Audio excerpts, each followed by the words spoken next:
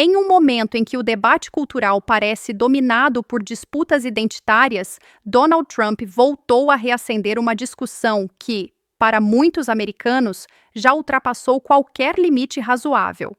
Durante o Fórum de Investimentos entre Estados Unidos e Arábia Saudita, realizado no Kennedy Center, o ex-presidente compartilhou com investidores sauditas aquilo que ele descreveu como uma verdadeira perplexidade internacional: a política norte-americana que permite que atletas trans competam em categorias femininas. E a reação dos árabes, segundo Trump, foi uma mistura de choque e incredulidade. A cena, narrada por Trump, foi quase simbólica de um contraste cultural profundo.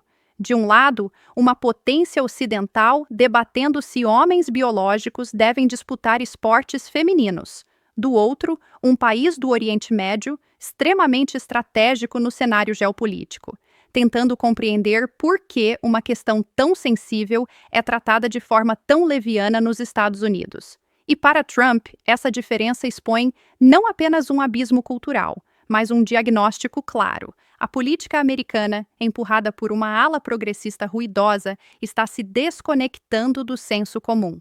Trump descreveu um caso específico: um atleta que, antes da transição, tinha resultados medianos em competições masculinas, mas ao migrar para o esporte feminino, simplesmente atropelou recordes que mulheres levaram anos para construir. O ex-presidente destacou que esse atleta era 119 libras, mais de 50 quilos, mais pesado do que a campeã feminina da modalidade. E, apesar disso, muitos políticos americanos tentam justificar o injustificável, defendendo o cenário como se fosse apenas parte de uma evolução social. Para Trump, isso representa exatamente o que há de mais problemático na política atual: uma ruptura entre a elite progressista e o senso de realidade da população. E essa percepção não é apenas dele. Segundo dados recentes do New York Times Ipsos, a maioria dos americanos, inclusive muitos democratas, acredita que atletas transgêneros não devem competir em categorias femininas. Ou seja, a discussão deixou de ser ideológica e passou a ser pragmática. A maioria da população simplesmente entende que há uma desigualdade física inquestionável.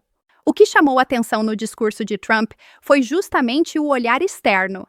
Ele descreveu os sauditas como confusos, quase atônitos. Para eles, a ideia de mulheres competirem contra homens biológicos é algo que nem sequer entra no campo das possibilidades. Eles não fazem transição, como disse Trump, e por isso olham esse debate como algo totalmente alheio à sua realidade. E é aí que surge uma reflexão profunda: em que momento os Estados Unidos chegaram ao ponto de ter que explicar, em um fórum internacional, por que homens biológicos estão participando de esportes femininos? E enquanto Trump expunha esse contraste, outro movimento acontecia em Washington. Um grupo de 130 democratas do Congresso enviou um documento à Suprema Corte pedindo que decisões favoráveis a atletas trans fossem mantidas. Entre os nomes, figuras conhecidas por liderarem pautas progressistas: Alexandria Ocasio-Cortez, Ilhan Omar, Hakeem Jeffries e Nancy Pelosi. Para esse grupo, restringir atletas trans de participarem de categorias femininas é um ato discriminatório. Mas para a parcela majoritária do eleitorado e para os sauditas presentes no evento, o que parece discriminatório é justamente o contrário: permitir que atletas com força, estrutura óssea e performance naturalmente masculinas desloquem mulheres que treinaram a vida inteira para competir em condições minimamente iguais. Trump reforçou exatamente isso ao relatar o espanto dos sauditas. A pergunta deles era direta, quase infantil em sua simplicidade: como assim mulheres estão jogando contra homens? É uma pergunta que, para muitos americanos, também faz sentido, mas que, curiosamente, parece não fazer sentido para parte da elite política de Washington. O episódio, apesar de aparentemente pequeno, diz muito sobre o momento em que os Estados Unidos se encontram. Ele mostra um país dividido entre uma tradição que sempre valorizou o mérito, a competição justa e a proteção ao esporte feminino, e uma nova mentalidade política que tenta reescrever conceitos fundamentais da realidade biológica em nome de uma agenda identitária. A fala de Trump também revela algo que vai além do debate cultural. Ela mostra como questões internas americanas já estão influenciando a percepção global sobre o país.